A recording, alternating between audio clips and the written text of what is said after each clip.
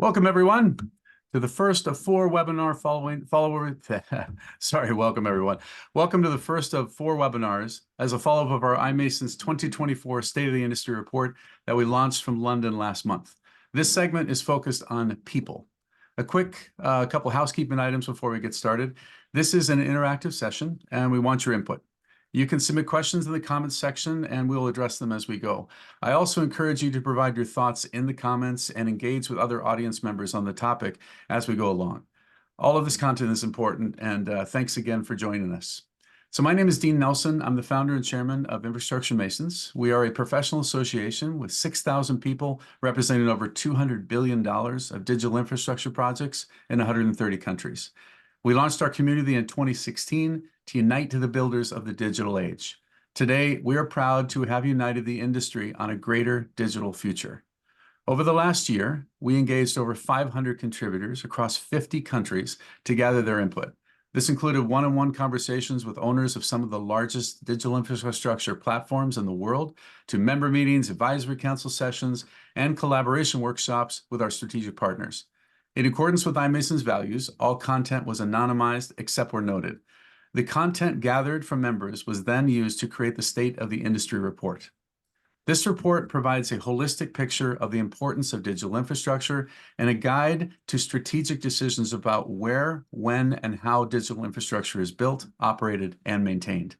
iMasons believes it is essential that this growth occurs in an economically, ecologically, and socially responsible and sustainable manner. In 2021, iMasons reported that the digital infrastructure industry included 7 million data center locations around the world with a combined capacity of 105 gigawatts and an annual electricity consumption of 594 terawatt hours, representing 2.4% of the global electricity draw. Demand for electronic services will double and could triple the size of the industry over the next decade, primarily driven by AI. As I mentioned in the launch of the report, in my 35 years in this industry, I have never seen the pace of growth that we're seeing right now. It is unprecedented. So our global members discussions identified 4 critical challenges for us to fulfill this demand. These global challenges center around access to power capacity, attracting and retaining people, addressing industry perception to ensure that we are a good neighbor where we operate, and maintaining our commitments to protect the planet. Today, we are focused on the people component, specifically attracting, training, and retaining people. Sustaining industry growth requires us to build, maintain, and operate digital infrastructure, yet the industry currently faces an estimated shortfall of 300,000 people by 2025. Another concern is that the current workforce is graying out. Surveys indicate that 70% of people employed in this industry are 45 years or older. Estimates from Uptime Institute shows that 40% of the current workforce is expected to retire within the next 15 years. We need solutions to fill the pipeline now to address the current and future gaps in people resources. So joining me today is one of our industry experts, Heather Dooley. So Heather is a global chair for iMWomen, one of our largest and most active member resource groups. She has been building internet infrastructure for over 25 years, from the early days of broadband to working with 2 hyperscalers in global leadership roles. She is now a board member of Sirion Technologies, EdgeCore Digital Infrastructure, and a strategic advisor to LineSight. She is a vocal advocate of corporate culture, advancing women, and continues to participate as a thought leader across multiple industry groups, including iMasons. Thanks for joining me, Heather. Thanks for the warm welcome, Dean. I'm really thrilled to be here. And thank you for the opportunity to speak to the industry. Yeah, this is super important. We've been talking about this for years, but I want to get right to this and let's dig in a little deeper. You've been involved in a ton of industry work and have a very unique perspective just because of the roles that you've led and the size of the portfolios that you've helped implement and manage. So what I outlined seems like a daunting challenge. 300,000 jobs, all of the people that are actually graying out, the retirement things. We have a wave of exits, and yet we have a wave of increase of capacity that we got to be able to actually address. So what is your strategy on approaching this problem? Help us set the stage. Yep. Thanks, Dean. You're right. We have a daunting task in front of us. But unfortunately, I actually think it's worse than what we are currently reporting. And I break this down into a macro and a micro view. So at the macro level, we have to remember that we're part of a global ecosystem, and that demand on talent is getting even stronger because there's other infrastructure jobs and Hmm. investments that are being also need these people. So let me give you a few examples. For us to make the energy transition, it's estimated that we need 1.7 million people globally. Wait, Why is just that just for the important? energy space? Just for the energy space. So to make to meet our energy demands and also make the energy transition into more green and sustainable energy sources, it's 1.7 million people. That's like 6 times more than what we're talking about in just the 300,000 jobs. Okay, so just That's for one right. segment. That's for one segment. And you know, and we all know why that segment is so critically important to us. Sure. I know that you're going to go into power in one of your future webinars, but also let's just think about the skill base for those folks. We're going to be competing for the same talent. Mm-hmm. And then we also think about from an ecosystem standpoint. McKinsey just last month released their Trades People Wanted article, and I encourage everyone to read this. There's some very important statistics in this article. One is that we need about 350,000 construction workers in order for us to continue to our investments in roads and bridges and other critical infrastructure across the nation. That's Well, and Heather, 350,000. let me just stop you there for a second. So Yes, 350,000 odd jobs just in construction, but that's only in the United States. correct. Okay, so we're not even talking about the global thing. We're talking about 300,000 shortfall just for our industry globally. Now we're saying 350,000 jobs in the US alone, just in the construction side, and 1.7 million jobs across the energy sector just to reach the things that we're talking about. Correct. In addition to that, um, those industries that we deeply rely on, such as electricians, Uh-huh. also are seeing a graying out. So, based on the report, about 30% of electricians are currently looking at retirement in the next decade or so. So that means we have a shrinking workforce on top of an expanded need. Yeah. Wow. It's so that's what you're saying. It's even more daunting because It, not only are we have a shortfall, right? That, like you say, the grain out aspect, but also we're competing. So this to me comes down to resource constraints at all levels, whether it's power. Now we've got the same thing on people, but we're competing at the same time in all the different places where we're growing. for the same type of skills, Right. Wow. right? You know, in that report, it goes even further and talks a lot about, you know, Mhm. some of the stigmas, what's happening in the trades Mhm. environment. And I think these are important because we also suffer from perception and stigma issues. Um, Mhm. but they took a survey of 1,000 students, and of those 1,000 students, 70% came back and said that we're not going into trades because there's an underlying stigma. And our parents, with an overwhelming 80% of those 1,000 students, their parents are Mhm. only considering four-year educations. So, you know, when we think about, again, from a macro view and then the micro view, we've got, I think, a lot of pressure that needs to be released in terms of finding talent, encouraging talent in adjacent industries, Mhm. along with the issues that we have in our own in our own industry are bringing in new talent. Yeah, let's talk about the stigma part. And I remember people go back and say, "What school did you go to?" "Oh, I went to this, industry, this 4-year university, etc." And like you said, I think there's a stigma aspect both ways. First is just the trades themselves and what is considered, a lucrative and fulfilling job, right? And then the other side is that the industry people don't know about. It's like, well, why would I want to do construction? What is digital infrastructure? And not unaware and a stigma around that. Is Yes. that correct? That's correct. And Dean will go so far as to say that we're losing some of our marketing advantage here as an industry. So, if you just quickly look at Wall Street Journal, the Mhm. Washington Post, New York Times, all have come out with articles in the last 6 months or so Mhm. talking about the demands on energy that the data center industry is making. Right. Right. They're not talking about the incredible opportunities around new careers that can happen, about the longevity of those careers, about the upside in wages. They're talking Mhm. about they're creating a stigma and a perception that we need to take control over. Right. And this comes down to the perception part that we're going to be talking to Siri Denny Yep. about. And it's both directions on that as well. Like, what is it that we're conveying, but also what message, what is the Control. reality of it? And then what do we do about it? Yep. But okay, so we've got a bunch of things that are kind of against us and Hmm. attracting the talent itself.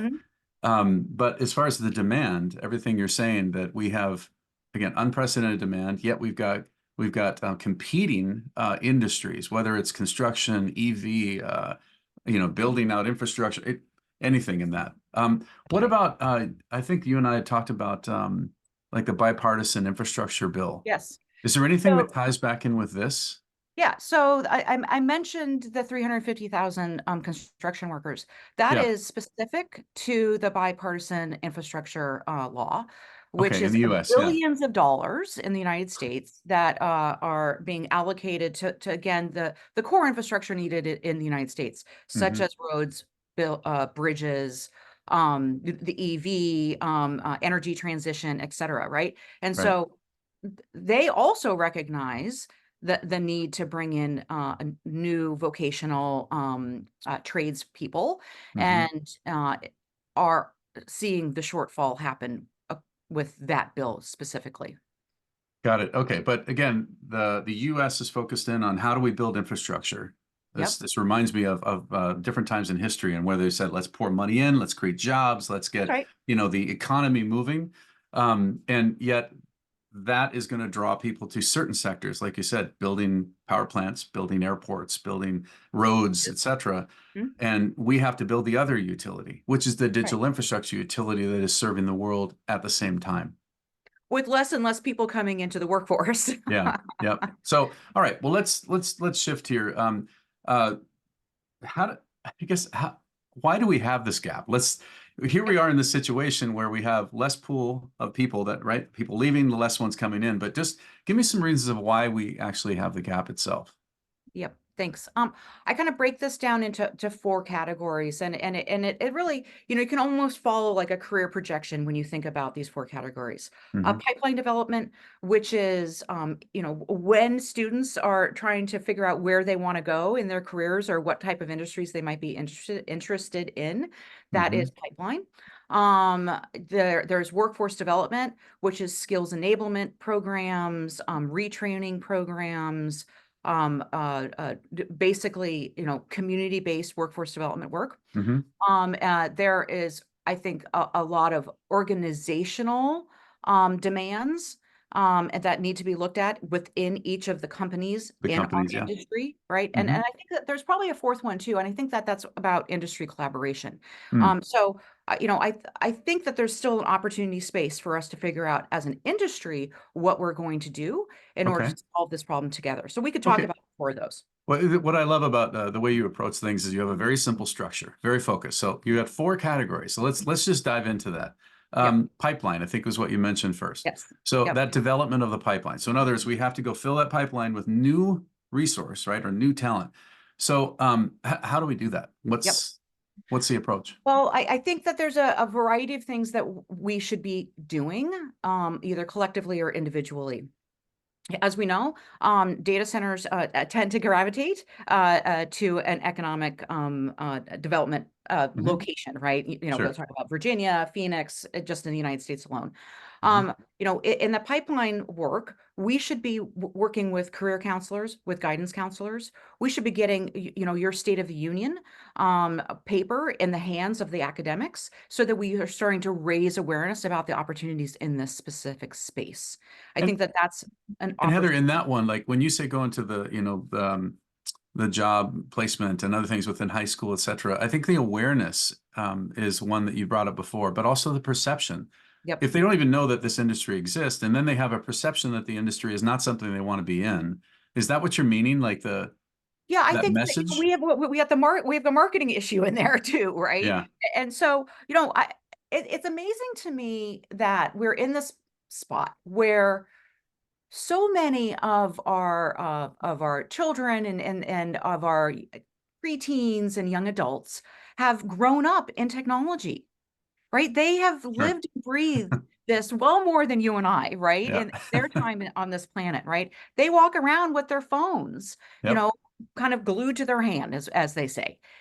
What they're not connecting is that what's happening behind this? Why Mm. is this exciting? What can they do to enhance, to bring their how can they see themselves in this place?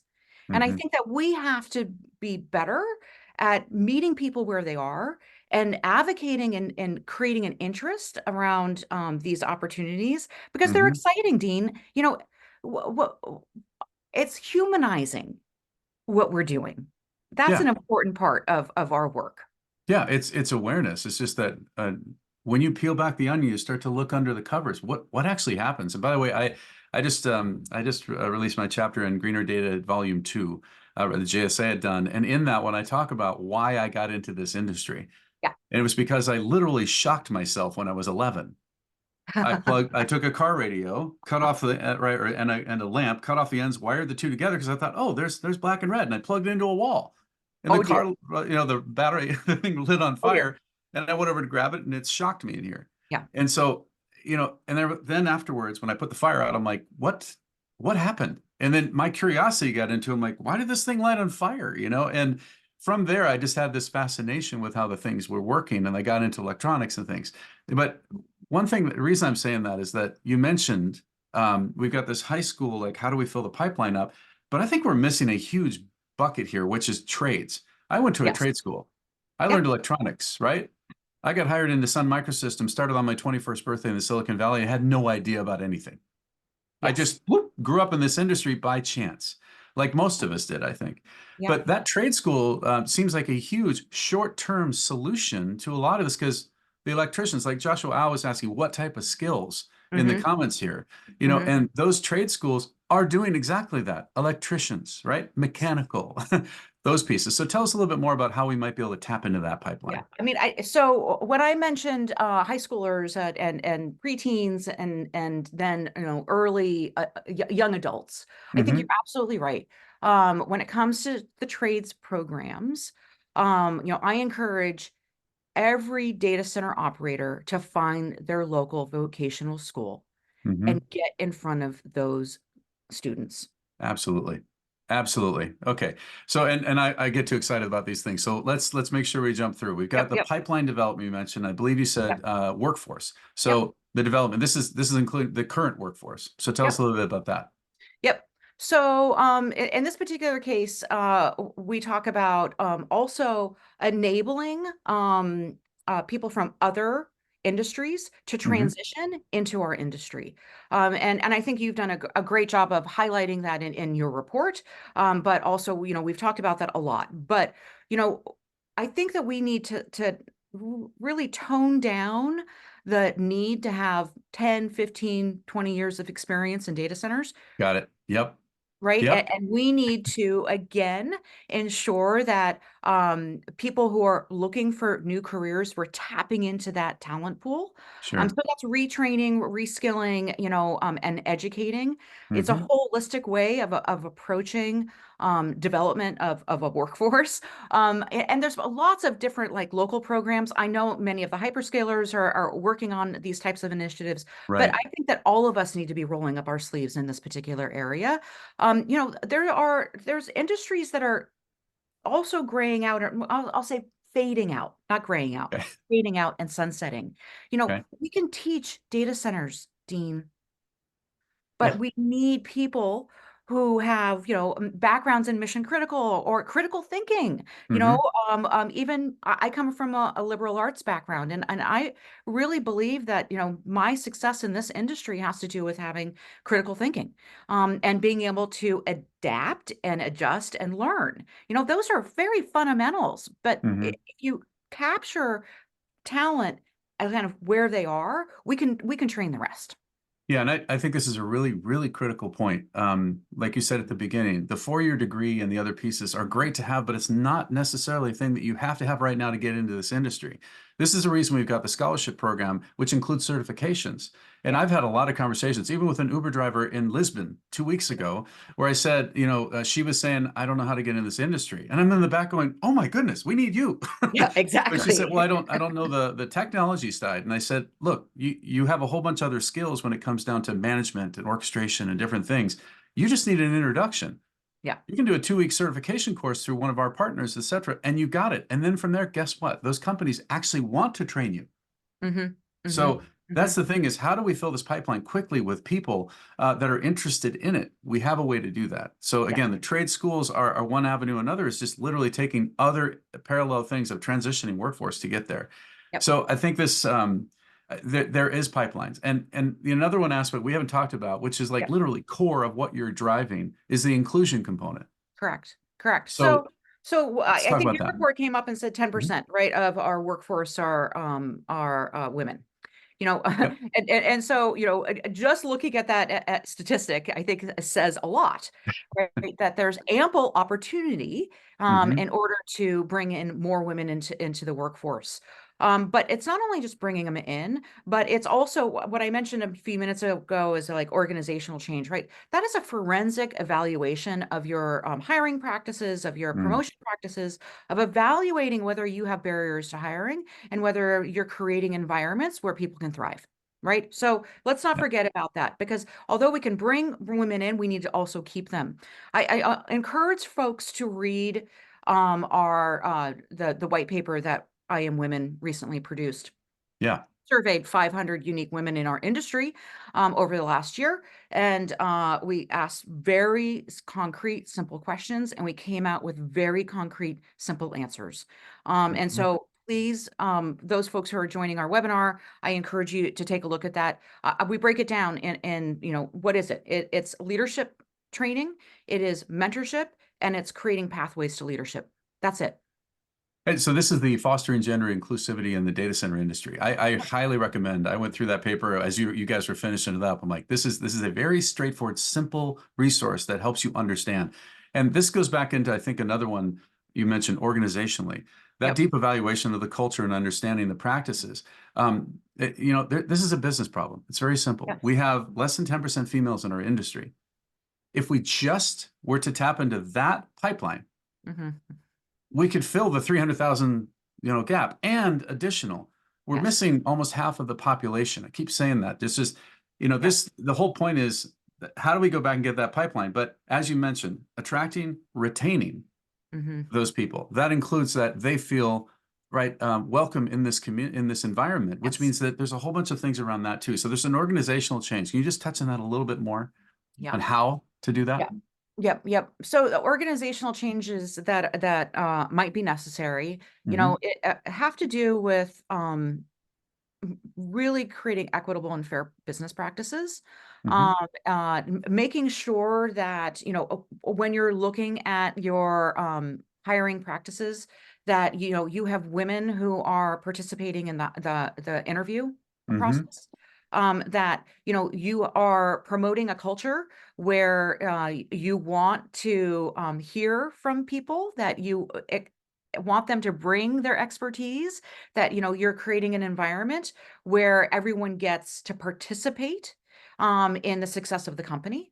As we all know, a more inclusive environment also becomes a more innovative environment, which means that Absolutely. we're going to get better solutions to the hard problems that we're trying to solve today. Yeah, and there's so much more to unpack in this, but I think that I'm just so proud of what the iMWomen group has done, and thank you for stepping into the global chair role for this. I feel fortunate that iMasons has such a pool of just senior industry leaders that first off understand but truly care about it. So I think that this is a way for us to go back and tackle this in a pretty simple way. If you can see it, you can be it. So people like you, right, will attract more That's people right. like you. That's So right. we should get more people like you. It's Yeah. very simple. Yeah. Let's go So back and create an inclusive environment that allows that to happen. I think I want to just touch on that. I know we're going to run Mhm. close on time here, Dean, but I want to touch Yeah. upon that for a minute. I've been really thinking about, we have self-created this issue because we can tend to be very insular. And Hmm. so one of the things I encourage us to look at is, what our outreach opportunities are and how can we leverage them. Hmm. So look at things like industry events. I believe that at industry events, we need to hold space for students and people who are interested in this industry. Hmm. We just need, we talk to one another a lot, right? And we need to make space for others to come in. We do that within iMWomen with our events Hmm. because we make a very special space for women to gather before they enter that event. So they come in with a strength of community and Hmm. understanding that they're not just one, they're many. And it changes people's experience, Yeah. Right. encourages them you know, to participate. Yeah. Like anything, if you don't feel welcome in an environment, you're not in that environment. That's right. So there's some basic things around that. But again, it takes leadership and see it, you can be it. If you don't have any women in your leadership roles, you're not going to attract any more women. Sorry. Yeah. Yeah. And so the So when point I is, and left if we've got my, this pipeline, if we have a yeah, pipeline of potential, that's right. that's like there's a disconnect in that. But you're right. This insular side in the echo chamber. So that's another piece of this report is it's meant for economic development officers and local communities and civil leaders, et cetera, to like understand who we are and what we're doing, and also that we are open to have the conversations around how to be a good neighbor, how to participate, and how to balance within a community. That's right. So That's right, Dean. okay, so you and I could talk for days. So I want to. Let me ask you one more question on this one. Yes. Yes. We've outlined all these challenges and the opportunities, things, but so what do we do about the gap? Yeah. What is the answer here? How can we go forward? Look, I don't think that there's one answer. Okay. I think that with the workforce we have, we definitely need to make sure that we're working with a high level of effectiveness and productivity. So I Hmm. encourage people to not be scared of AI. I encourage us to look at how AI can enhance the worker's Okay. experience. So let's do more with what we have. But I also want us to stop thinking about our labor pool as a competitive, an independent competitive space. I think we collectively need to look at how we build pipeline, how we build workforce development programs, and how we share our best practices. And if I was Yeah. to ask the people who have joined our call today to just take one action from our conversation today, you know, like you mentioned, we are business people. We do great when we set goals and we Hmm. have measurable results. And so, if any one of these things speak to you, creating mentorship programs, working in pipeline development, working at the educational level, like any of these speak to you, figure out how to get them into your work plan. And even better, if you're a leader in this organization and your organizations, I would like you to create a pipeline development and retention program at the strategic level. Excellent. And I love the fact that don't be scared of AI because we have ways to apply that. Jobs are going to go away in some categories, but just like any other technology, a ton more jobs are going to be created, and we need to leverage that capability. Okay, awesome. Well, Heather, thank you very much for joining me. I really appreciate again what you do for the industry and all the work you continue to do for this space. From the bottom of my heart, thank you. Continue, continue, continue. Thanks, Yeah. Dean. Excellent. Well, as we wrap up, I want to remind everyone of the available resources that you can leverage as we take on the challenges of power, people, perception, and planet. First is the State of the Industry report itself, and the launch video that was put back out. Second is the white paper that Heather was mentioning, which is from iMWomen, Fostering Gender Inclusivity in the Data Center Industry. And finally, there is an upcoming best practice guide to building apprenticeships. So watch out for that one. That's from the iMasons D&I committee. I think that's a very tangible resource, just like the iMWomen paper, to now apply to get the resources. So all these resources are available on the iMasons.org website under the Insights section. So that's iMasons.org/insights. And finally, please join me for the next 3 webinars in our series. On May 14th, I'll be diving into global power challenges with Colby Cox from DC Byte. On May 21st, I'll be joined by Miranda Gardner, Executive Director of the iMasons Climate Accord, to address planet challenges and how we avoid growth at all costs. And finally, on May 30th, Siri Denny from Schneider Electric will be joining me as we dig into perception challenges and explore how data centers become good neighbors by balancing industry growth in an economically, ecologically, and socially responsible and sustainable manner.